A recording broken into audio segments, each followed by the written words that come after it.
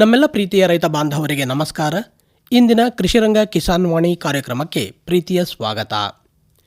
ಇಂದಿನ ಈ ಕಾರ್ಯಕ್ರಮದಲ್ಲಿ ಕೇಂದ್ರ ಸರ್ಕಾರ ಕೃಷಿ ಮತ್ತು ರೈತರ ಕಲ್ಯಾಣ ಇಲಾಖೆ ಸಹಯೋಗದಲ್ಲಿ ಹಮ್ಮಿಕೊಂಡಿರುವ ಖೇತ್ ಬಚಾವೋ ಅಭಿಯಾನ ಕುರಿತಂತೆ ಹಾಸನದ ಕೃಷಿ ಇಲಾಖೆಯ ಜಂಟಿ ಕೃಷಿ ನಿರ್ದೇಶಕರಾದ ಡಾಕ್ಟರ್ ಪಿ ರಮೇಶ್ ಕುಮಾರ್ ಅವರೊಂದಿಗಿನ ಸಂದರ್ಶನವನ್ನು ಕೇಳೋಣ.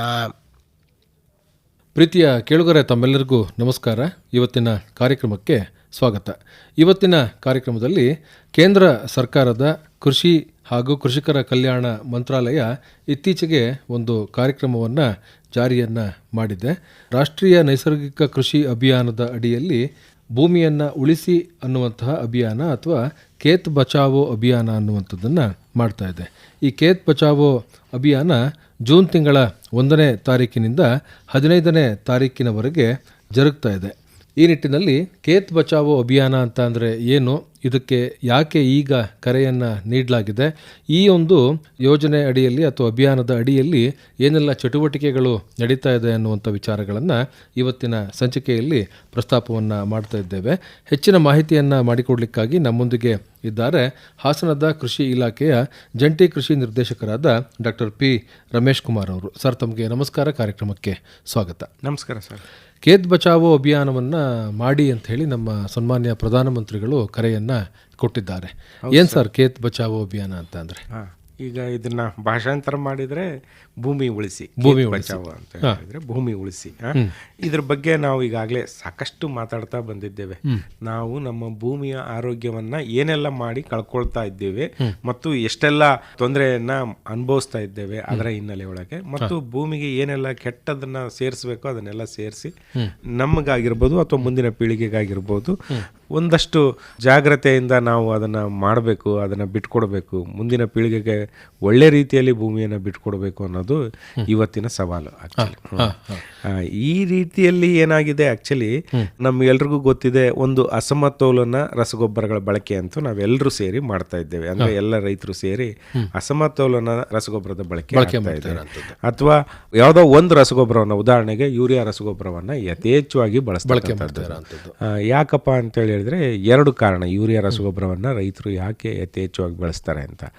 ಒಂದು, ಯೂರಿಯಾದಲ್ಲಿ ಇರತಕ್ಕಂಥ ಸಾರಜನಕ ಏನಿದೆ ಅದು ನಮ್ಮ ವೆಜಿಟೇಟಿವ್ ಗ್ರೋತ್ಗೆ ಅನುಕೂಲ ಆಗ್ತದೆ. ಅಂದರೆ ನೀವು ಅದನ್ನು ಹಾಕಿದ ಕೂಡಲೇ ಅಂದರೆ ಒಂದು 2-3 ದಿವಸದಲ್ಲಿ ನಿಮಗೆ ಹಸಿರು ಕಾಣಿಸೋದಕ್ಕೆ ಪ್ರಾರಂಭ ಆಗ್ತದೆ. ಸಡನ್ ಆಗಿ ವೆಜಿಟೇಟಿವ್ ಗ್ರೋತ್ ಆದ ಕೂಡಲೇ ಆಟೋಮೆಟಿಕ್ ಆಗಿ ನಿಮಗೆ ಹಸಿರು ಕಾಣಿಸ್ತದೆ. ಹಾಗಾಗಿ ರೈತರಿಗೇನು ಗೊಬ್ಬರ ಹಾಕಿದೆ, ಬೆಳೆ ಚೆನ್ನಾಗಾಯಿತು ಅಂತ. ಬೆಳೆ ಚೆನ್ನಾಗಾಗಿಲ್ಲ, ಅದು ವೆಜಿಟೇಟಿವ್ ಗ್ರೋತ್ ತಗೊಂಡಿದೆ ಅಷ್ಟೇ. ಏನು ಇವ್ರು ಗೊಬ್ಬರ ಹಾಕಿದ ತಕ್ಷಣ ಅದು ಹಸಿರಾಗಬೇಕು ಅಂತನೂ ಏನೂ ಇಲ್ಲ. ಒಂದು. ಎರಡನೇದು, ಯೂರಿಯಾ ರಸಗೊಬ್ಬರ ಈಗ ಸದ್ಯಕ್ಕೆ ನಮ್ಮ ದೇಶದಲ್ಲಿ ಇರತಕ್ಕಂಥ ಎಲ್ಲ ರಸಗೊಬ್ಬರಗಳಲ್ಲಿ ಅತಿ ಕಡಿಮೆ ದರದ ರಸಗೊಬ್ಬರ ಇದು ಒಂದು 45 kg ಪ್ಯಾಕ್ 266 ರೂಪಾಯಿಗೆ ಸಿಗ್ತಾ ಇದೆ. ಈ 2 ಕಾರಣಗಳಿಂದ ರೈತರು ಯೂರಿಯಾ ರಸಗೊಬ್ಬರದ ಬಳಕೆಯನ್ನು ಹೆಚ್ಚಿಗೆ ಮಾಡ್ತಾ ಇದ್ದಾರೆ. ಯೂರಿಯಾ ರಸಗೊಬ್ಬರದ ಬಳಕೆ ಅಂದ್ರೇನು? ಸಾರಜನಕದ ಬಳಕೆಯನ್ನು ಹೆಚ್ಚಳ ಮಾಡತಕ್ಕಂಥದ್ದು. ಸಾರಜನಕದ ಬಳಕೆ ಹೆಚ್ಚಾದಷ್ಟು ಏನಾಗ್ತದೆ, ಅದು ಯಾವುದೇ ಒಂದು ಸಸ್ಯವನ್ನು ಅಥವಾ ಯಾವುದೇ ಒಂದು ಬೆಳೆಯನ್ನು ಆದಷ್ಟು ಮೆದು ಮಾಡ್ತಾ ಬರುತ್ತೆ. ಸಾರಜನಕದ ಅಂಶ ಈ ಪ್ಲಾಂಟಿನ ದೇಹದಲ್ಲಿ ಹೆಚ್ಚಾಯಿತು ಅಂತೇಳಿ ಹೇಳಿದರೆ ಆಟೋಮೆಟಿಕ್ ಆಗಿ ಅದು ಏನಾಗ್ತದೆ, ಸಕ್ಯುಲೆಂಟ್ ಅಂತೇಳಿ ಹೇಳ್ತೀವಿ. ಅಂದರೆ ಹೊರಗಡೆಯಿಂದ ಹೋಗ್ತಕ್ಕಂಥ ಈ ಕೀಟಾಣುಗಳು ಏನಿದ್ದಾವೆ, ಕೀಟಗಳೇನಿದ್ದಾವೆ, ರೋಗಾಣುಗಳು ಏನಿದ್ದಾವೆ, ಇವು ಸುಲಭವಾಗಿ ಹೋಗೋದಕ್ಕೆ ಅನುಕೂಲ ಮಾಡಿಕೊಟ್ಟಂಗೆ. ಒಂದು ಮೃದುವಾಗಿರುತ್ತೆ ನೀವು ಹೇಳೋ ಹಾಗೆ, ಇನ್ನೊಂದು ಅದರ ರೋಗ ನಿರೋಧಕ ಶಕ್ತಿಯ ಮೇಲೂ ಕೂಡ ಒಂದಷ್ಟು ಪರಿಣಾಮಗಳು ಉಂಟಾಗುತ್ತೆ.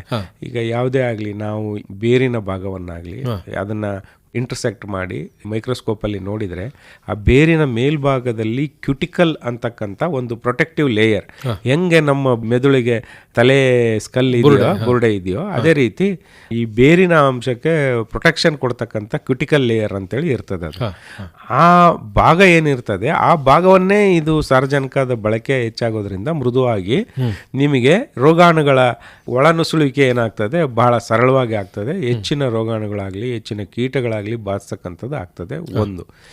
ಎರಡನೇದು ಮಣ್ಣಿನ ಆರೋಗ್ಯದ ಮೇಲೂ ಕೂಡ ಪರಿಣಾಮ ಬೀರುತ್ತೆ. ಒಮ್ಮೆ ಹಾಕ್ತಕ್ಕಂಥ ಗೊಬ್ಬರ ಅಲ್ಲೇ ಉಳಿಯೋದಿಲ್ಲ, ಅದು ಲೀಚೌಟ್ ಆಗಿ ಅಂದರೆ ಅಲ್ಲಿಂದ ಕೊಚ್ಕೊಂಡು ಬಂದು ನದಿನೋ ಮತ್ತೊಂದೋ ಸೇರ್ತದೆ. ಅದನ್ನು ಅಲ್ಲಿಯ ಜಲಚರಗಳು ತಿಂತವೆ, ಅದನ್ನು ಮತ್ತೆ ನಾವು ತಿಂತೀವಿ. ಮನುಷ್ಯನ ದೇಹವನ್ನು ಹಂಗೆ ಹೋಗ್ತಾ ಇದೆ. ಅದೇ ಮೇವನ್ನು ಹೆಚ್ಚಿಗೆ ತಿಂದಂಥ ಪ್ರಾಣಿಗಳು ಕೊಡ್ತಕ್ಕಂಥ ಹಾಲನ್ನು ನಾವು ಕುಡಿತಾ ಇದ್ದೀವಿ, ಪ್ರಾಣಿಗಳನ್ನು ಆಹಾರವಾಗಿ ಉಪಯೋಗಿಸ್ತಾ ಇದ್ದೇವೆ. ಆ ಮುಖಾಂತರನೂ ಕೂಡ ಸಾರಜನಕ ಅಂದರೆ ಅವಶ್ಯಕತೆಗಿಂತ ಹೆಚ್ಚಿನ ಸಾರಜನಕ ಬಂದು ಮಾನವನ ದೇಹ ಸೇರ್ತಾ ಇದೆ. ಕಣ್ಣು ಮುಂದೆನೇ ಇರತಕ್ಕಂಥ ದೊಡ್ಡ ಉದಾಹರಣೆ ಅಂತೇಳಿ ಹೇಳಿದ್ರೆ ಪಂಜಾಬ್ ಈಗ ಕ್ಯಾನ್ಸರ್ ಹಬ್ ಆಫ್ ಇಂಡಿಯಾ ಅಂತೇಳಿ ಕರಿತೀವಿ. ಕ್ಯಾನ್ಸರ್ ಪೇಷಂಟನ್ನೇ ಕರ್ಕೊಂಡು ಹೋಗ್ತಕ್ಕಂಥ ಒಂದು ಟ್ರೈನ್ ಹೋಗುತ್ತಂತೆ.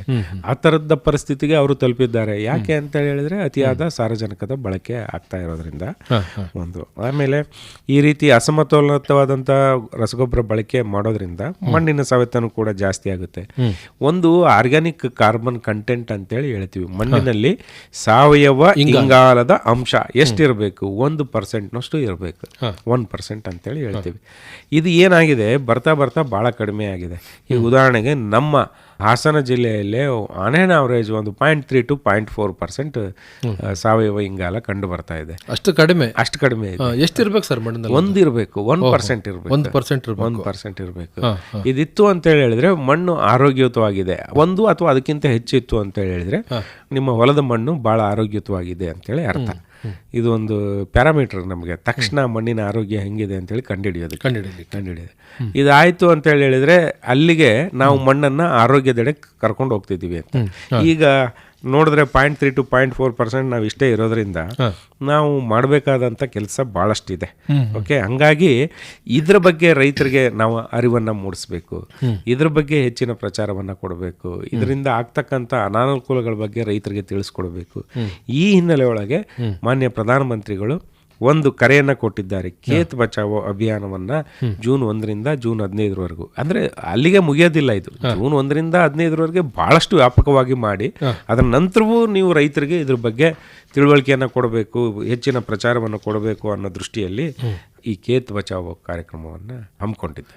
ಸರ್, ಈಗಾಗಲೇ ಈ ಖೇತಿ ಬಚಾವೋ ಆಂದೋಲನ ಅನ್ನುವಂಥದ್ದು ಅಥವಾ ಅಭಿಯಾನ ಅನ್ನುವಂಥದ್ದು ಪ್ರಾರಂಭ ಆಗಿದೆ. ಈಗ ಪ್ರಾರಂಭ ಆದಂದಿನಿಂದ ಇಲ್ಲಿಯವರೆಗೆ ಇಲಾಖೆ ಏನೆಲ್ಲ ಕೆಲಸಗಳನ್ನು ಚಟುವಟಿಕೆಗಳನ್ನು ಮಾಡಿದೆ, ಸಾಮಾನ್ಯ ಜನರಲ್ಲಿ ಮತ್ತು ಕೃಷಿಕರಲ್ಲಿ ಜಾಗೃತಿ ಮೂಡಿಸ್ತಕ್ಕಂಥ ಕೆಲಸಗಳು ಏನೇನಾಗಿದ್ದಾವೆ? ಓಕೆ, ಇದಕ್ಕೆ ಸಂಬಂಧಪಟ್ಟಂತೆ ನಾವು ಪ್ರತಿ ಹಳ್ಳಿಗಳಿಗೆ ಹೋಗಿ ನಾವು ಆಟೋ ಮುಖಾಂತರ ಪ್ರಚಾರ ಕೊಡ್ತಕ್ಕಂಥದ್ದು, ನಾವೇ ರೈತರಿಗೆ ಸಭೆಗಳನ್ನು ನಡೆಸಿ, ಮುಂಜಾನೆ ಸಭೆಗಳಾಗಿರ್ಬೋದು, ಸಂಜೆ ಸಭೆಗಳಾಗಿರ್ಬೋದು, ಈ ರೀತಿ ಸಭೆಗಳನ್ನು ನಡೆಸಿ ರೈತರಿಗೆ ತಿಳುವಳಿಕೆ ತಿಳ್ತಕ್ಕಂಥದ್ದು. ಮತ್ತು ಅಲ್ಲಲ್ಲಿ ಎಲ್ಲಿ ಹೆಚ್ಚಿನ ಜನ ಸೇರ್ತಾರಲ್ಲ, ಉದಾಹರಣೆಗೆ ಗ್ರಾಮ ಪಂಚಾಯತಿ ಆಫೀಸರ್ ಇರ್ಬೋದು ಅಥವಾ ಹಳ್ಳಿಯಲ್ಲಿ ಇರ್ತಕ್ಕಂಥ ಲೈಬ್ರರಿ, ಮತ್ತೊಂದು ದೇವಸ್ಥಾನ, ಈ ಥರದ ಭಾಗಗಳಲ್ಲಿ ಈ ಪೋಸ್ಟರ್ಗಳನ್ನ ಹಂಚ್ತಕ್ಕಂಥದ್ದು, ಗೋಡೆಗಳ ಮೇಲೆ ಪೋಸ್ಟರ್ ಹಂಚಿ ಅದನ್ನು ರೈತರು ಅದನ್ನು ಅಧ್ಯಯನ ಮಾಡಿ ಆದರೂ ಅಟ್ಲೀಸ್ಟ್ ಅವರು ಮುಂದೆ ಇದ್ರ ಬಗ್ಗೆ ಕ್ರಮ ವಹಿಸಲಿ ಅನ್ನೋ ಉದ್ದೇಶದಿಂದ ಆ ಥರದ್ದನ್ನು ಕೂಡ ನಾವು ಮಾಡ್ತಾ ಇದ್ದೇವೆ. ಮತ್ತು ಈಗಾಗಲೇ ನಮ್ಮ ಜಿಲ್ಲೆಯಲ್ಲಿ ರಾಷ್ಟ್ರೀಯ ನೈಸರ್ಗಿಕ ಕೃಷಿ ಅಭಿಯಾನದಡಿ ನೈಸರ್ಗಿಕ ಕೃಷಿಯನ್ನು ಸುಮಾರು 5,000 ಎಕರೆ ಪ್ರದೇಶದಲ್ಲಿ ಕೈಗೊಂಡಿದ್ದೇವೆ ನಮ್ಮ ಜಿಲ್ಲೆಯಲ್ಲಿ, ನಮ್ಮ ಹಾಸನ ಜಿಲ್ಲೆಯಲ್ಲಿ. ಇದನ್ನು 125 ಎಕರೆಗೆ ಒಂದು ಕ್ಲಸ್ಟರ್ ಅಂತೇಳಿ ಮಾಡ್ಕೊಂಡಿದ್ದೇವೆ. ಆ ಪ್ರಕಾರ ಒಟ್ಟಾರೆ 40 ಕ್ಲಸ್ಟರ್. ಈ 40 ಕ್ಲಸ್ಟರು ನಮ್ಮ 38 ಹೋಬಳಿ, ಅಂದರೆ ಪ್ರತಿ ಹೋಬಳಿನಲ್ಲೂ ಒಂದೊಂದು ಕ್ಲಸ್ಟರ್ ಇದೆ ನಮಗೆ. ಎಲ್ಲ 38 ಹೋಬಳಿಗಳನ್ನು ನಾವು ಇದರಲ್ಲಿ ಕವರ್ ಮಾಡಿದ್ದೇವೆ. ರೈತರಿಗೆ ನೈಸರ್ಗಿಕ ಕೃಷಿಯನ್ನು ಹೆಚ್ಚಿಗೆ ಮಾಡೋ ರೀತಿಯಲ್ಲಿ ಇವರಿಗೆ ಪ್ರೇರೇಪಣೆ ಮಾಡತಕ್ಕಂಥ ಕೆಲಸವನ್ನು ನಾವು ಮಾಡ್ತಾ ಇದ್ದೇವೆ. ಇದಕ್ಕೆ ನಮಗೆ ಕೃಷಿ ಸಖಿಯರು ಕೂಡ ಕೈ ಜೋಡಿಸಿದ್ದಾರೆ. ಪ್ರತಿ ಕ್ಲಸ್ಟರ್ಗೆ 2 ಕೃಷಿ ಸಖಿಯರು ಪ್ರೇರಕರಾಗಿ ಕೆಲಸ ಮಾಡ್ತಾ ಇದ್ದಾರೆ. ಅಂದರೆ ಅಲ್ಲಿಗೆ ನಮ್ಮ ಜಿಲ್ಲೆಯಲ್ಲಿ 80 ಜನ ಕೃಷಿ ಸಖಿಯರು ನೈಸರ್ಗಿಕ ಕೃಷಿ ಅಭಿಯಾನದಡಿನೇ ಕೆಲಸ ಮಾಡ್ತಾ ಇದ್ದಾರೆ, ಜೊತೆಗೆ ಇಲಾಖೆ ಸಿಬ್ಬಂದಿ. ಅಂದರೆ ನಾವು 5,000 ಎಕರೆ ಅಂದರೆ 5,000 ಜನ ರೈತರನ್ನೇ ಆಯ್ಕೆ ಮಾಡ್ಕೊಂಡಿದ್ದೀವಿ. ಅಂದರೆ ಒಬ್ಬ ರೈತ 1 ಎಕರೆ ಅಷ್ಟೇ ಕೊಡಲಿ ಅಂತ. ಈಗ ಅವ್ರಿಗೆ 5 ಎಕರೆ ಇರ್ಬೋದು, 10 ಎಕರೆ ಇರ್ಬೋದು, ಮತ್ತೆಷ್ಟೋ ಇರ್ಬೋದು. ಆದರೆ ಪ್ರಾರಂಭ ಮಾಡುವಾಗ 1 ಎಕರೆಯಿಂದ ಪ್ರಾರಂಭ ಮಾಡಿಸೋಣ ಅಂತೇಳಿ ಇದನ್ನು ನಾವು ನೈಸರ್ಗಿಕ ಕೃಷಿ ಬಗ್ಗೆ ಸಾಕಷ್ಟು ಕೆಲಸವನ್ನು ಮಾಡ್ತಾ ಇದ್ದೇವೆ. ನೈಸರ್ಗಿಕ ಕೃಷಿ ಅಳವಡಿಸ್ಕೊಂಡಿದ್ದಾರೆ ಸಾಕಷ್ಟು ರೈತರು. ಇದನ್ನು ಇನ್ನೂ ಹೆಚ್ಚಿನ ಸಂಖ್ಯೆಯಲ್ಲಿ ಅಳವಡಿಸಬೇಕು ಅಂತೇಳಿ ಒಂದು ಪ್ರಯತ್ನವನ್ನು ಮಾಡ್ತಾ ಇದ್ದೇವೆ. ಈ ನಿಟ್ಟಿನೊಳಗೆ ನಾನು ನಮ್ಮ ಜಿಲ್ಲೆಯ ಜಿಲ್ಲಾಧಿಕಾರಿಗಳಾದಂಥ ಶ್ರೀಮತಿ KS ಲತಾಕುಮಾರಿ ಮೇಡಮ್ ಅವ್ರನ್ನ ಅಭಿನಂದಿಸ್ತೇನೆ, ಮತ್ತು ನಾನು ಅವರನ್ನು ಸ್ಮರಿಸ್ತೇನೆ. ಏನು ಅಂತೇಳಿ ಹೇಳಿದರೆ, ಇದಕ್ಕೆ ಸಂಬಂಧಪಟ್ಟಂತೆ ಇನ್ನೂ ಹೆಚ್ಚಿನ ಗುರಿಯನ್ನು ಕೊಟ್ಟಿದ್ದಾರೆ. ಪ್ರತಿಯೊಬ್ಬ ಇಲಾಖಾ ಸಿಬ್ಬಂದಿಯವರು ಸಹಿತ ಇದ್ರ ಬಗ್ಗೆ ಶ್ರಮಿಸಬೇಕು. ಪ್ರತಿಯೊಬ್ಬ ಇಲಾಖಾ ಸಿಬ್ಬಂದಿನೂ 1,000 ಜನ ರೈತರನ್ನು ತಲುಪಬೇಕು. ಅವರಿಗೆ ನೈಸರ್ಗಿಕ ಕೃಷಿ ಬಗ್ಗೆ ತಿಳುವಳಿಕೆ ಕೊಡಬೇಕು. ಆ ಮುಖಾಂತರ ನೀವು ರೈತರಿಗೆ ನೈಸರ್ಗಿಕ ಕೃಷಿಯನ್ನು ಹೆಚ್ಚಿಗೆ ಮಾಡಬೇಕು ಅನ್ನೋದು ಉದ್ದೇಶ. ಈಗ ಈ ಒಂದು ಅಭಿಯಾನ ಏನು ನಡೀತಾ ಇದೆಯಾ, ಈ ಸಮಯದಲ್ಲೇ ಯಾಕೆ ಸರ್? ಜೂನ್ ತಿಂಗಳ 1ರಿಂದ 15ರವರೆಗೂ ಯಾಕೆ? ನಮ್ಮೆಲ್ರಿಗೂ ಗೊತ್ತಿರುವಂತೆ ಮುಂಗಾರು ಪ್ರಾರಂಭ ಆಗ್ತಕ್ಕಂಥ ತಿಂಗಳದು ಜೂನ್ 1 ಅಂತೇಳಿ ಹೇಳಿದರೆ, ಹಾಗೆ ಲೆಕ್ಕ ಹಾಕಿದರೆ ಮೇ 15 ನಮ್ಮ ಜಿಲ್ಲೆನಲ್ಲಿ ಪ್ರಾರಂಭ ಆಗಿಬಿಡ್ತದೆ. ಒಳ್ಳೆ ಮಳೆ ಬಂತು ಅಂತ ಹೇಳಿದ್ರೆ. ಯಾಕೋ ಈ ಸಲ ನಿಮಗೆ ಗೊತ್ತಿದೆ, ಮಳೆ ಪ್ರಿಡಿಕ್ಷನ್ ಕೂಡ ಕಡಿಮೆ ಇದೆ. ಹಾಗಾಗಿ ಮೇನಲ್ಲಿ ನಮಗೆ ನಿರೀಕ್ಷೆ ಮಾಡಿದಂಥ ಮಳೆಯೂ ಬರಲಿಲ್ಲ, ಮತ್ತೆ ಬಿತ್ತನೆಯೂ ಕೂಡ ಆಗಿಲ್ಲ. ನಮಗೆ ಪ್ರಾರಂಭ ಆಗಿರೋದೇ ಜೂನ್ ತಿಂಗಳಲ್ಲಿ ಒಳ್ಳೆ ಮಳೆ ಪ್ರಾರಂಭ ಆಗಿದೆ. ಜೊತೆಗೆ ರೈತರು ಕೂಡ ಬಿತ್ತನೆ ಪ್ರಾರಂಭ ಮಾಡ್ತಾ ಇದ್ದಾರೆ. ಈ ಸಮಯದಲ್ಲಿ ರೈತರಿಗೆ ತಿಳಿಸ್ಕೊಟ್ರು ಅಂತೇಳಿ ಹೇಳಿದ್ರೆ ಅದು ಅವರ ಮನಸ್ಸಿನಲ್ಲಿ ಉಳಿಯುತ್ತೆ, ಮಾಡ್ತಾರೆ ಅಂತೇಳಿ ಅಂತ. ಬರೀ ರೈತರಿಗೆ ಅಷ್ಟೇ ತಿಳಿಸ್ಕೊಡ್ತಾ ಇಲ್ಲ, ಇದರಲ್ಲಿ ಮತ್ತೊಂದು ಗುರಿಯನ್ನು ಕೊಟ್ಟಿದ್ದಾರೆ. ಯಾರು ನಮ್ಮ ಜನಪ್ರತಿನಿಧಿಗಳಿದ್ದಾರೆ ಅವರ ಒಟ್ಟಾರೆ ಭೂಮಿ ಏನಿದೆ ಅದರಲ್ಲಿ ಕನಿಷ್ಠ 25% ಸ್ವಯಂ ಪ್ರೇರಿತವಾಗಿ ನೈಸರ್ಗಿಕ ಕೃಷಿ ಪದ್ಧತಿಗೆ ಮುಂದೆ ಬರೋ ರೀತಿಯಲ್ಲಿ ನೀವು ಅವರಿಗೆ ಪ್ರೇರಣೆಯನ್ನು ನೀಡಬೇಕು ಅಥವಾ ಅವರಿಗೆ ಪ್ರಚಾರವನ್ನು ಮಾಡಬೇಕು ಅಂತಕ್ಕಂಥ ಗುರಿಯನ್ನು ಕೂಡ ಈ ಅಭಿಯಾನದಲ್ಲಿ ನಮಗೆ ಕೊಟ್ಟಿದ್ದಾರೆ. ಇದನ್ನು ಕೂಡ ಎಲ್ಲ ಜನಪ್ರತಿನಿಧಿಗಳು ಯಾರಿದ್ದಾರೆ, MP ಸಾಹೇಬರಿಂದ ಹಿಡಿದು ಮುಂದೆ ಗ್ರಾಮ ಪಂಚಾಯತಿ ಸದಸ್ಯರ ತನಕನೂ ನನ್ನ ಮನವಿ ಏನು ಅಂತೇಳಿ ಹೇಳಿದರೆ, ಆಯಿತು ರೈತರು ಮಾಡಲಿ, ನಾವು ಇಡೀ ಈ ಸಮಾಜವನ್ನು ಪ್ರತಿನಿಧಿಸುವಂಥವ್ರು ಜನಪ್ರತಿನಿಧಿಗಳು, ನಾವು ನಮ್ಮಲ್ಲಿ ಇರ್ತಕ್ಕಂಥ ಭೂಮಿ ಏನಿದೆ ಆ ಭೂಮಿಯ 25% ಕಾಲು ಭಾಗವನ್ನು ನಾವು ನೈಸರ್ಗಿಕ ಕೃಷಿಗೆ ಅಳವಡಿಸ್ತೀವಿ ಅಂತೇಳಿ ಎಲ್ಲರೂ ಪಣ ತೊಡಬೇಕು ಮತ್ತು ಇದರಲ್ಲಿ ಭಾಗಿಯಾಗಬೇಕು, ಇದನ್ನು ಮಾಡಬೇಕು ಅಂತೇಳಿ ಎಲ್ಲರಲ್ಲೂ ಮನವಿಯನ್ನು ಮಾಡ್ತಾ ಇದ್ದೇನೆ. ನಮ್ಮ ಈ ಒಂದು ಆಂದೋಲನ ಏನಿದೆಯೋ ಸರ್, ಖೇತ್ ಬಚಾವೋ ಅಭಿಯಾನ ಅನ್ನುವಂಥದ್ದು ಏನಿದೆಯೋ, ಇದಕ್ಕೆ ನೈಸರ್ಗಿಕ ಕೃಷಿ ಆಗಲಿ, ಸಾವಯವ ಕೃಷಿ ಆಗಲಿ, ಅಥವಾ ಶೂನ್ಯ ಉಳುಮೆಯ ಒಂದು ಕೃಷಿ ಆಗಲಿ, ಇವೆಲ್ಲವೂ ಹೇಗೆ ಕೊಡುಗೆಯನ್ನು ಕೊಡ್ತವೆ? ಈಗ ರಸಗೊಬ್ಬರಗಳ ಬಳಕೆಯನ್ನು ಕಡಿಮೆ ಮಾಡಬೇಕು ಮತ್ತು ನಾವು ನಮ್ಮಲ್ಲಿ ಸ್ಥಳೀಯವಾಗಿ ಲಭ್ಯ ಇರತಕ್ಕಂಥ ಸಂಪನ್ಮೂಲಗಳ ಬಳಕೆ ಮಾಡಬೇಕು ಅಂತೇಳಿ ಒಂದು ಯೋಚನೆ ಬಂತು ಅಂತೇಳಿ ಹೇಳಿದರೆ, ಅದಕ್ಕೆ ಒಳಿತಕ್ಕಂಥ ದಾರಿ ಯಾವುದು ಅಂತೇಳಿ ಹೇಳಿದರೆ ನೈಸರ್ಗಿಕ ಕೃಷಿ. ಈ ನೈಸರ್ಗಿಕ ಕೃಷಿ ಅಥವಾ ನಾವೇನು ಹೇಳ್ತೀವಿ ಶೂನ್ಯ ಬಂಡವಾಳದ ಕೃಷಿ, ಜೀರೋ ಬಡ್ಜೆಟ್ ನ್ಯಾಚುರಲ್ ಫಾರ್ಮಿಂಗು, ಎರಡೂ ಒಂದೇ. ನೈಸರ್ಗಿಕ ಕೃಷಿಯಲ್ಲೇ ಯಾವುದೇ ಬಂಡವಾಳ ಹಾಕದಂತೆ ರೀತಿಯಲ್ಲಿ ಮಾಡ್ತಕ್ಕಂಥದ್ದೇ ಜೀರೋ ಬಡ್ಜೆಟ್ ನ್ಯಾಚುರಲ್ ಫಾರ್ಮಿಂಗ್. ಜೊತೆಗೆ ನಮ್ಮ ಸಾವಯವ ಕೃಷಿ ಆಗಿರ್ಬೋದು, ಸಾವಯವ ಕೃಷಿನಲ್ಲಿ ಹೊರಗಡೆಯಿಂದ ಕೆಲವೊಂದು ಪದಾರ್ಥಗಳನ್ನು ತಂದು ಹಾಕೋದಕ್ಕೆ ಅವಕಾಶ ಇರ್ತದೆ. ಆದರೆ ನೈಸರ್ಗಿಕ ಕೃಷಿಯಲ್ಲಿ ಪ್ರಮುಖವಾಗಿ 3 ಅಂಶಗಳು: ಬೀಜಾಮೃತ, ಜೀವಾಮೃತ ಮತ್ತು ಹೊದಿಕೆ. ಈ ತತ್ವಗಳ ಆಧಾರದಲ್ಲೇ ನಡೀತಕ್ಕಂಥದ್ದು. ಬೀಜಾಮೃತ ಮಾಡೋಕ್ಕಾಗಲಿ ಅಥವಾ ಜೀವಾಮೃತ ಮಾಡೋಕ್ಕಾಗಲಿ ನಮಗೆ ಯಾವುದೇ ಹೊರಗಿನ ಖರ್ಚಿಲ್ಲ.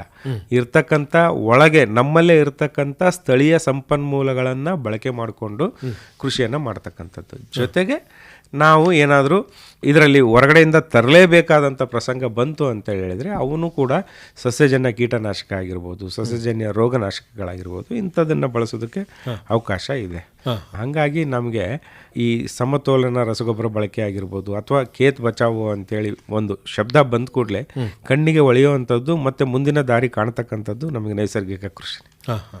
ಸರ್, ಈಗ ವಿಪರೀತವಾಗಿ ಬಳಕೆ ಮಾಡ್ತಾ ಇರ್ತಕ್ಕಂಥ ರಾಸಾಯನಿಕ ಗೊಬ್ಬರ ಆಗಿರ್ಬೋದು, ಕೀಟನಾಶಕ ಮತ್ತು ರೋಗನಾಶಕ, ಅದ್ರ ಜೊತೆಗೆ ಇತ್ತೀಚೆಗೆ ನಾವು ವ್ಯಾಪಕವಾಗಿ ಬಳಕೆ ಮಾಡ್ತಾ ಇರ್ತಕ್ಕಂಥದ್ದು ಕಳೆನಾಶಕ, ಇದೆಲ್ಲವೂ ಕೂಡ ನಮ್ಮ ಮಣ್ಣಿನ ಮೇಲೆ, ನಮ್ಮ ಭೂಮಿಯ ಮೇಲೆ, ನಮ್ಮ ಹೊಲಗದ್ದೆಗಳ ಮೇಲೆ ಎಂಥ ದುಷ್ಪರಿಣಾಮಗಳನ್ನು ಬೀರ್ತಾ ಇದ್ದಾವೆ? ಈಗ ನಾವು ಎಲ್ಲ ನೋಡ್ತಾ ಇದ್ದೀವಿ ಕಣ್ಣೆದುರಿಗೆ ಸಾಕಷ್ಟು. ಈಗ ಉದಾಹರಣೆ ಮಾತಾಡ್ತಾ ನಾನು ಪಂಜಾಬ್ನ ಕ್ಯಾನ್ಸರ್ ಬಗ್ಗೆ ಮಾತಾಡ್ಬೋದು, ಅಥವಾ ಬೇರೆ ಬೇರೆ ರೂಪದಲ್ಲಿ ನಮ್ಮ ಆರೋಗ್ಯದ ಮೇಲೆ ಅತ್ಯಂತ ದುಷ್ಪರಿಣಾಮವನ್ನು ಮಾಡ್ತಕ್ಕಂಥ ಕೆಲಸವನ್ನು ನಮ್ಮ ರಾಸಾಯನಿಕ ರಸಗೊಬ್ಬರಗಳು ಮತ್ತು ಕೀಟನಾಶಕಗಳು, ಪೀಡೆನಾಶಕಗಳು ಮಾಡ್ತಾ ಇದ್ದಾವೆ. ಒಂದು ಸರಿಯಾದ ಬಳಕೆ ಆಯಿತು ಅಂತೇಳಿ ಹೇಳಿದ್ರೆ ಅಷ್ಟೊಂದು ದುಷ್ಪರಿಣಾಮ ಆಗೋದಕ್ಕೆ ಅವಕಾಶ ಇಲ್ಲ. ಮೊದಲನೇದಾಗಿ ನಾವು ಅದನ್ನು ಎಷ್ಟು ಬಳಸಬೇಕೋ ಅಷ್ಟು ಬಳಸ್ತಾ ಇಲ್ಲ, ಅತಿಯಾಗಿ ಬಳಸ್ತಾ ಇದ್ದೇವೆ. ಉದಾಹರಣೆಗೆ ನಮ್ಮ ಹಾಸನ ಜಿಲ್ಲೆನಲ್ಲಿ ನಮಗೆ ಗೊತ್ತಿರೋ ಹಾಗೆ ಎಷ್ಟು ಜನ ಹೋಗಿ ನಮ್ಮ ರೈತರು ಕಳೆಯನ್ನು ತೆಗಿತಾ ಇದ್ದಾರೆ. ಮೆಕ್ಯಾನಿಕಲ್ ಮೆಥಡ್ ಕಳೆಯನ್ನು ಕೈಯಿಂದ ತೆಗಿಯುವಂಥದ್ದು ಅಥವಾ ಕುಂಟೆ ಹೊಡೆದು ಕಳೆಯನ್ನು ತೆಗಿತಕ್ಕಂಥ ಪರಿಸ್ಥಿತಿಯೇ ಇಲ್ಲ ಅನ್ನೋ ಮಟ್ಟಕ್ಕೆ ಬಂದ್ಬಿಟ್ಟಿದ್ದೀವಿ. 99% ಅಂದ್ರೂ ತಪ್ಪಾಗಲಾರ್ದು ನಾವು ನಮ್ಮ ಏನಿದೆ ಟಂಬೋಟ್ರಯನ್ ಆ ಕೆಮಿಕಲ್ನೇ ಯೂಸ್ ಮಾಡ್ತಾ ಇದ್ದೀವಿ, ಕಳೆನಾಶಕವಾಗಿ ಬಳಸ್ತಾ ಇದ್ದೇವೆ. ಇದರಿಂದ ಅತ್ಯಂತ ಕೆಟ್ಟ ಪರಿಣಾಮ ನಮ್ಮ ಭೂಮಿ ಮೇಲೆ ಬೀಳ್ತಾ ಇದೆ. ಒಂದು ಕೆಮಿಕಲ್ ಕಳೆಯನ್ನು ನಾಶ ಮಾಡುತ್ತೆ ಅಂದರೆ ಮುಂದೆ ಅದು ನಿನ್ನ ಬೆಳೆಯನ್ನು ನಾಶ ಮಾಡುತ್ತೆ ಅಂತಲೇ ಅರ್ಥ. ಖಂಡಿತವಾಗಿ ಮಾಡುತ್ತೆ. ಯಾಕೆ ಅಂದರೆ ಭೂಮಿ ತಾಯಿಗೆ ಕಳೆ ಬೇರೆ ಅಲ್ಲ, ಬೆಳೆ ಬೇರೆ ಅಲ್ಲ, ಎರಡೂ ಒಂದೇ. ಹಾಗಾಗಿ ನಾವು ಬೆಳೀತಕ್ಕಂಥದ್ದು. ಈಗ ನಾವು ಕಳೆಯನ್ನ ಆ ಮಟ್ಟಕ್ಕೆ ನಿಯಂತ್ರಣ ಮಾಡ್ತಾ ಇದ್ದೀವಿ, ನಮಗೇನು ಬೆಳೆ ಬೇಡ ಕಳೆಯಲ್ಲಿ ಅಂತೇಳಿ ಯಾವುದೇ ಮತ್ತೊಂದು ಜೀವಿಯನ್ನ ತೆಗೆದಾಕ್ಬಿಡ್ತೀವಿ ಈ ಎಕೋಸಿಸ್ಟಮ್ ಇಂದ ಅನ್ನೋದಿದೆಯಲ್ಲ, ಅದು ಬಹಳ ಸಾಧ್ಯವಿಲ್ಲದ ಮಾತು. ನಮ್ಮ ಪ್ರಕೃತಿಯೊಳಗೆ ನಮ್ಮ ಸುತ್ತಮುತ್ತಲ ವಾತಾವರಣದಲ್ಲಿ ಯಾವ್ಯಾವ ಜೀವಿಗಳು ಇರಬೇಕೋ ಎಲ್ಲವೂ ಇರಬೇಕು. ಒಂದೇನು ಅಂದರೆ ಅವುಗಳಿಂದ ನಮಗೆ ಆರ್ಥಿಕ ನಷ್ಟ ಆಗದ ರೀತಿಯಲ್ಲಿ ಒಂದಿಷ್ಟು ಮುನ್ನೆಚ್ಚರಿಕೆ ಕ್ರಮವನ್ನು ಜರುಗಿಸಿ ಮತ್ತು ನಮ್ಮ ಭೂಮಿಗೆ ಯಾವುದೇ ಕೆಟ್ಟ ಪರಿಣಾಮ ಆಗದ ರೀತಿಯಲ್ಲೂ ಸಹಿತ ಅವುಗಳ ನಿಯಂತ್ರಣವನ್ನು ಮಾಡೋದಕ್ಕೆ ಸಾಧ್ಯ ಇದೆ. ಅಂಥ ಕ್ರಮಗಳನ್ನು ಜರುಗಿಸಿ ನಾವು ನಿಯಂತ್ರಣ ಮಾಡೋದನ್ನು ಅಭ್ಯಾಸ ಮಾಡ್ಕೋಬೇಕು ಹೊರತು ಯಾವುದೋ ಒಂದು ಜೀವಿಯನ್ನು ನಾಶ ಮಾಡಿಬಿಡ್ತೀನಿ, ಈ ಹುಳ ಬಂದಿದೆ, ಈ ಸೈನಿಕ ಹುಳ ಬಂದಿದೆ, ಈ ಸೈನಿಕ ಹುಳ ಈ ಭೂಮಿ ಮೇಲೆ ಇರಬಾರ್ದು ಅಥವಾ ನಮ್ಮ ಇಡೀ ಜಿಲ್ಲೆಯಲ್ಲೇ ಇರಬಾರ್ದು, ನಾವು ನಾಶ ಮಾಡಿಬಿಡ್ತೀವಿ. ಇಲ್ಲ, ಸುಳ್ಳು, ಅದು ಸಾಧ್ಯ ಇಲ್ಲದ ಮಾತದು. ಇರ್ತದೆ, ನಮಗೆ ತೊಂದರೆ ಕೊಡದ ರೀತಿಯಲ್ಲಿ ನೋಡ್ಕೋಬೇಕಷ್ಟೇ. ಸರ್, ಈಗ ಒಂದು ನನಗನ್ಸುತ್ತೆ ಯಾವಾಗ್ಲೂ, ಈಗ ಸಾಮಾನ್ಯವಾಗಿ ಹಿಂದೆನೂ ಕೂಡ ನಾವು ಬೆಳೆಗಳನ್ನು ಮಾಡ್ತಾ ಇದ್ವಿ, ಆ ಮೂಲಕವೇ ನಾವು ಅನ್ನವನ್ನು ಬೆಳ್ಕೊಂಡು ಊಟ ಮಾಡ್ಕೊಂಡು ಹೊಟ್ಟೆ ತುಂಬಿಸ್ಕೊಂಡು ಬದುಕನ್ನು ಕಟ್ಕೊಳ್ತಾ ಇದ್ದದ್ದು. ಹಿಂದೆ ಇಲ್ಲದಂತಹ ರೋಗ ಮತ್ತು ಕೀಟಗಳು, ಹಿಂದೆ ಇಲ್ಲದಷ್ಟು ಕಳೆ ಇವತ್ತು ಯಾಕೆ ಇಷ್ಟೊಂದು ದೊಡ್ಡ ಪ್ರಮಾಣದಲ್ಲಿ ವ್ಯಾಪಿಸ್ತಾ ಇದೆ?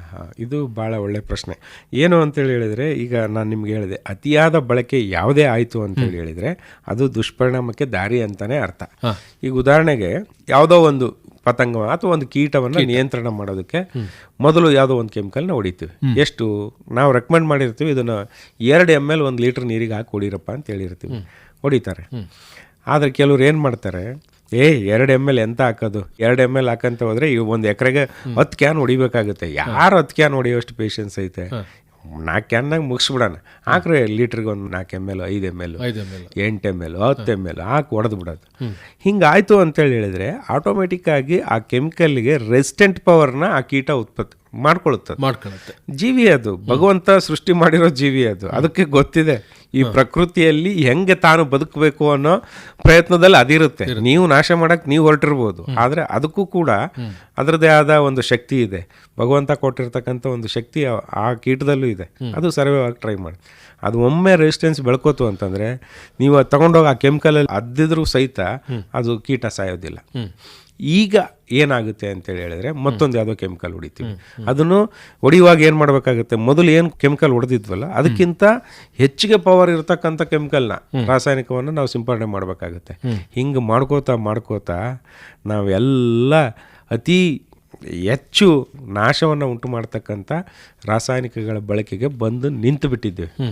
ನೀವು ನೋಡಿರ್ಬೋದು, ಒಂದು ಪೆಸ್ಟಿಸೈಡ್ನ ಮಾರಾಟ ಮಾಡುವಾಗ ಅದ್ರ ಮೇಲ್ಗಡೆ ಒಂದು ಚಿಹ್ನೆ ಹಾಕಿರ್ತಾರೆ. ಹಸಿರು ಚಿಹ್ನೆ, ಹಳದಿ ಚಿಹ್ನೆ, ನೀಲಿ ಚಿಹ್ನೆ, ಕೆಂಪು ಚಿಹ್ನೆ. ಯಾವ ಮಟ್ಟಕ್ಕೆ ಆಗಿದೆ ಅಂತ ಹೇಳಿದರೆ, ಹಸಿರು ಚಿಹ್ನೆ, ಹಳದಿ ಚಿಹ್ನೆ ಕೀಟನಾಶಕಗಳು ಕೆಲಸನೇ ಮಾಡೋದಿಲ್ವೇನೋ ಅನ್ನೋ ರೀತಿಯಲ್ಲಿ ನಮ್ಮ ರೈತರು ಬಂದು ನಿಂತಿದ್ದಾರೆ. ಸ್ಟಾರ್ಟ್ ಮಾಡೋದೇ ಆ ಕೆಂಪು ಚಿಹ್ನೆ ಇರ್ತಕ್ಕಂಥ ಕೀಟನಾಶಕಗಳ ಬಳಕೆ ಮಾಡ್ತಕ್ಕಂಥದ್ದು. ಹಾಗಾಗಿ ಏನಾಗಿದೆ, ನಮ್ಮ ಎಲ್ಲ ಕೀಟಗಳು ಅದಕ್ಕೆ ರೆಸಿಸ್ಟೆನ್ಸ್ ಪವರ್ನ ಬೆಳೆಸ್ಕೊಂಡು ಇದು ಅತಿ ಹೆಚ್ಚಾಗಿ ಕೊನೆಗೆ ಒಂದು ದಿವಸ ನಾವು ಏನೂ ಇಲ್ಲ ಅನ್ನೋ ಹಂತವನ್ನು ತಲುಪೋದು ಭಾಳ ದಿವಸ ಉಳಿದಿಲ್ಲ. ಹಾಗಾಗಿ ಒಂದಿಷ್ಟು ಮುಂಜಾಗ್ರತಾ ಕ್ರಮವಾಗಿ ಈಗ ನಾನು ಹೇಳ್ದಂಗೆ ಜನಪ್ರತಿನಿಧಿಗಳು ಅಟ್ಲೀಸ್ಟ್ ಅವರ ಭೂಮಿಯಲ್ಲಿ ಇರತಕ್ಕಂಥ 25% ನೀವು ನೈಸರ್ಗಿಕ ಕೃಷಿಗೆ ಅಳವಡಿಸ್ಕೊಳ್ಳಿ ಅಂತೇಳಿ ಪ್ರಧಾನಮಂತ್ರಿಗಳೇ ಕರೆ ಕೊಟ್ಟಿದ್ದಾರೆ.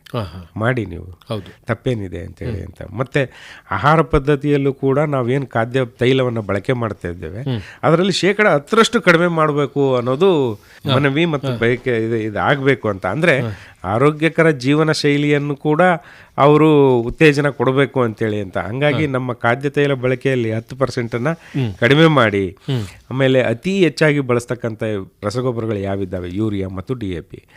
ಈಗ ಏನಾಗ್ಬಿಟ್ಟಿದೆ ರೈತರಿಗೆ, DAP ಅಥವಾ ಯೂರಿಯಾ ಇವೆರಡನ್ನೇ ಬಳಸಬೇಕು ಅನ್ನೋದು ಭಾಳಷ್ಟು ಬಂದುಬಿಟ್ಟಿದೆ. ಒಂದು ಲೆಕ್ಕಾಚಾರ ಇದೆ, ಸಾರಜನಕ, ರಂಜಕ ಮತ್ತು ಪೊಟ್ಯಾಷಿಯಂ ಬಳಕೆ ಯಾವ ಪ್ರಮಾಣದಲ್ಲಿ ಇರಬೇಕು ಅಂದರೆ 4:2:1 ಅಂತ. 4 ಭಾಗ ಸಾರಜನಕವನ್ನು ಬಳಕೆ ಮಾಡಿದರೆ 2 ಭಾಗ ರಂಜಕ ಬಳಕೆ ಆಗಬೇಕು ಮತ್ತು 1 ಭಾಗ ಪೊಟ್ಯಾಷ್ ಬಳಕೆ ಆಗಬೇಕು.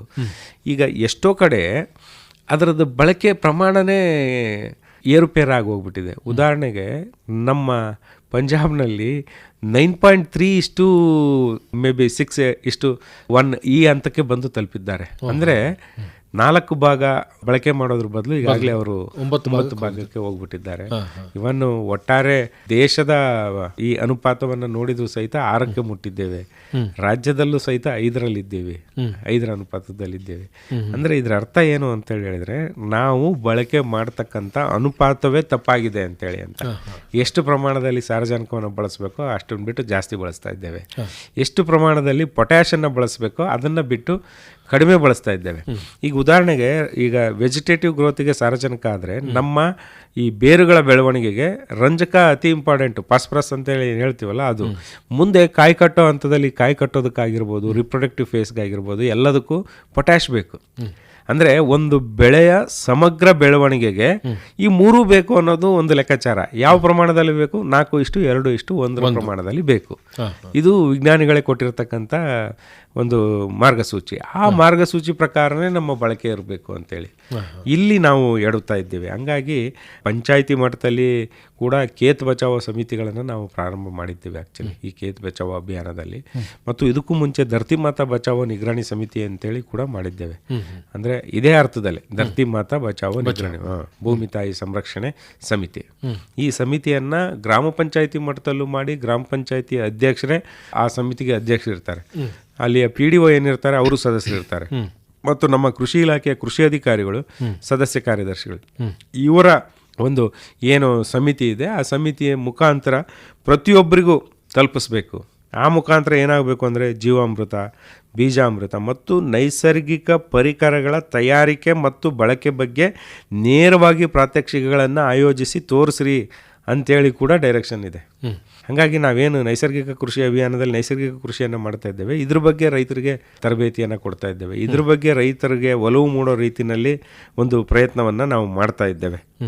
ಹಾಗಾಗಿ ಈ ಮಣ್ಣಿಗೆ ಆಗ್ತಕ್ಕಂಥ ಹಾನಿಯನ್ನು ತಪ್ಪಿಸೋದಕ್ಕಾಗಿರ್ಬೋದು, ಅಥವಾ ನಮ್ಮ ಆರೋಗ್ಯದ ದೃಷ್ಟಿಯಿಂದ ಆಗಿರ್ಬೋದು, ಮತ್ತು ನಾವು ನಮ್ಮ ಮುಂದಿನ ಪೀಳಿಗೆಯನ್ನು ಗಮನದಲ್ಲಿಟ್ಕೊಂಡು ಯೋಚನೆ ಮಾಡಿದರೂ ಸಹಿತ ಈ ನೈಸರ್ಗಿಕ ಕೃಷಿ ಅಗತ್ಯ ಮತ್ತು ಅನಿವಾರ್ಯ.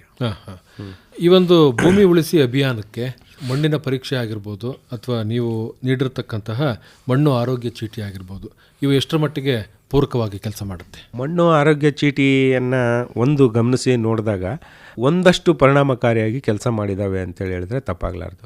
ಇದುವರೆಗೂ ಯಾರು ಮಣ್ಣು ಪರೀಕ್ಷೆಯನ್ನು ಮಾಡಿಸ್ಕೊಂಡು ಅದರ ಆಧಾರದ ಮೇಲೆ ಕೃಷಿಯನ್ನು ಮಾಡ್ತಾ ಇದ್ದಾರೆ ಅವರಿಗೆ ಉತ್ತಮ ಫಲಿತಾಂಶನೇ ಬಂದಿದೆ. ಈಗ ಉದಾಹರಣೆಗೆ ನಾನು ಹೇಳಿದೆ, ಅದರಲ್ಲಿ ಸಾವಯವ ಇಂಗಾಲ 1% ಇರಬೇಕು ಅಂತ ಹೇಳಿದೆ. ಅದರಲ್ಲಿ ಭಾಳ ಚೆನ್ನಾಗಿ ಕೊಟ್ಟಿರ್ತೀವಿ ನಾವು, ನಿಮ್ಮ ಮಣ್ಣಿನ ಸಾವಯವ ಇಂಗಾಲದ ಪ್ರಮಾಣ ಎಷ್ಟಿರುತ್ತೆ ಅಂತೇಳಿ ಅಂತ. ಅದೇ ಒಂದು ಬೆಸ್ಟ್ ಇಂಡಿಕೇಶನ್, ನಾನು ನನ್ನ ಭೂಮಿಯನ್ನು ಇನ್ನೂ ಏನು ಮಾಡಬೇಕು ಅಂತ ಹೇಳಿದ್ದೆ. ಅದರಲ್ಲಿ ರೆಕಮೆಂಡೇಶನ್ಸು ಕೂಡ ಇರ್ತವೆ.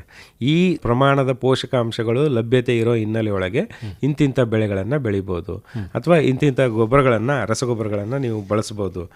ಈ ಹಿನ್ನೆಲೆಯೊಳಗೆ ನಾವೇನು ಮಣ್ಣು ಆರೋಗ್ಯ ಚೀಟಿಗಳನ್ನು ಕೊಟ್ಟಿದ್ದೇವೆ ಅದರದ್ದು ಸದ್ಬಳಕೆ ಆಗಬೇಕು. ಎಷ್ಟೋ ಜನ ಮಾಡಿಸ್ಕೊಂಡಿದ್ದಾರೆ, ಆದರೆ ಅದನ್ನು ಆಯ್ತು ಬಿಡು ಅದ್ರ ಪಾಡಿಗೆ ಅದು, ಮತ್ತು ನಮ್ಮ ಕೃಷಿ ಪಾಡಿ ಕೃಷಿ ಅನ್ನೋ ರೀತಿಯಲ್ಲಿ ಕೆಲವರು ಮಾಡ್ತಾ ಇದ್ದಾರೆ. ಅದನ್ನು ತಪ್ಪಿಸಿ ರೈತರು ಇದರಲ್ಲಿ ಮುಂದೆ ಬಂದು ಹೆಚ್ಚಿನ ಸಂಖ್ಯೆಯಲ್ಲಿ ನಮ್ಮ ಏನು ಮಣ್ಣು ಆರೋಗ್ಯ ಚೀಟಿಯನ್ನು ಕೊಟ್ಟಿದ್ದೇವೆ ಅದರ ಸದ್ಬಳಕೆಯನ್ನು ಮಾಡ್ಕೋಬೇಕು. ಅದರ ಆಧಾರದ ಹಿನ್ನೆಲೆಯೊಳಗೆ ಅವರ ಕೃಷಿ ಪದ್ಧತಿಯನ್ನು ಒಂದಿಷ್ಟು ಬದಲಾವಣೆ ಮಾಡಿಕೊಂಡು ಮಾಡಬೇಕು ಅಂತೇಳಿ ಮನವಿ. ಸರ್, ಈಗ ರಸಗೊಬ್ಬರಗಳನ್ನು ನಾವು ಕಡಿಮೆ ಮಾಡಿದ ತಕ್ಷಣ ಅದು ಉತ್ಪಾದನೆಯ ಮೇಲೆ ದುಷ್ಪರಿಣಾಮವನ್ನು ಉಂಟು ಮಾಡಲ್ವಾ?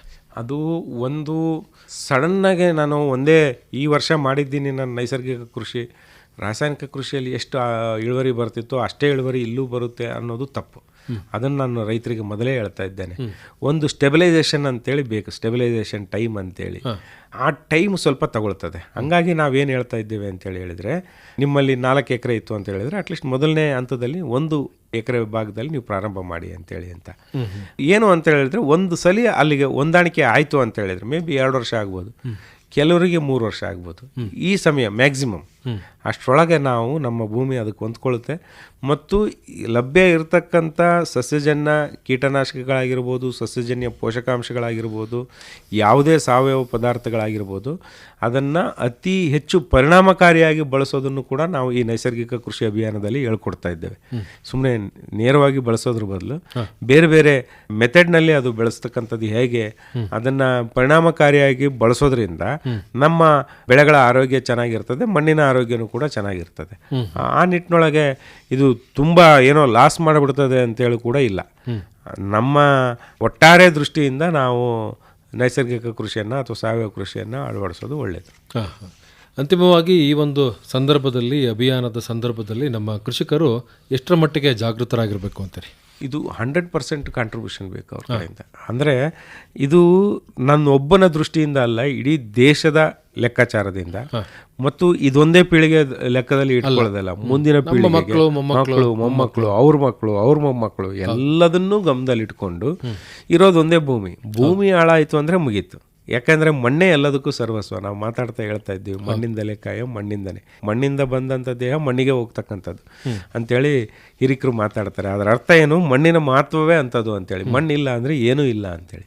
ಹಾಗಾಗಿ ಇದಕ್ಕೆ ಎಲ್ಲರೂ 100% ತಮ್ಮನ್ನು ತಾವು ತೊಡಗಿಸ್ಕೋಬೇಕು. ಇದ್ರ ಬಗ್ಗೆ ಯೋಚನೆಯನ್ನು ಮಾಡಬೇಕು. ಇದು ಸಕಾಲ. ಈಗಾಗಲೇ ಹಾಳಾಗಿರೋದು ಸಾಕು. ಇಲ್ಲಿಂದ ಮುಂದಕ್ಕೆ ಒಂದಷ್ಟು ರಿಪೇರಿ ಮಾಡ್ಕೋತ ಹೋಗೋಣ. ಜೊತೆಗೆ ಅದನ್ನು ಸುಸ್ಥಿರವಾಗಿ ಬಳಸೋಕ್ಕಂಥ ಕೆಲಸವನ್ನು ಮಾಡೋಣ, ಸಸ್ಟೈನ್ ಮಾಡುವಂಥ ಕೆಲಸ ಆಗಬೇಕು.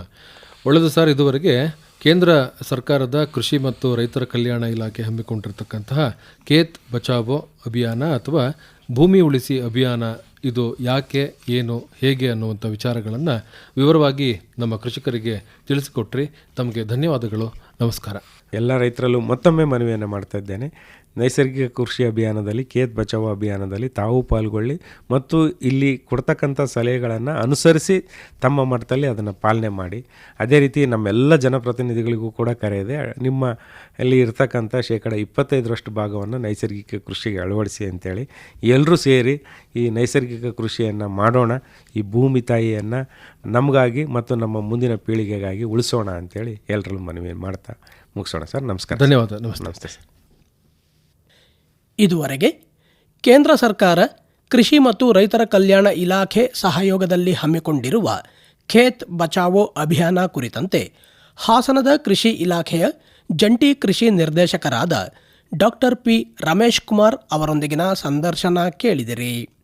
ಇವರನ್ನು ಸಂದರ್ಶಿಸಿದವರು ಅರಕಲಗೂಡು ವಿ ಮಧುಸೂದನ್.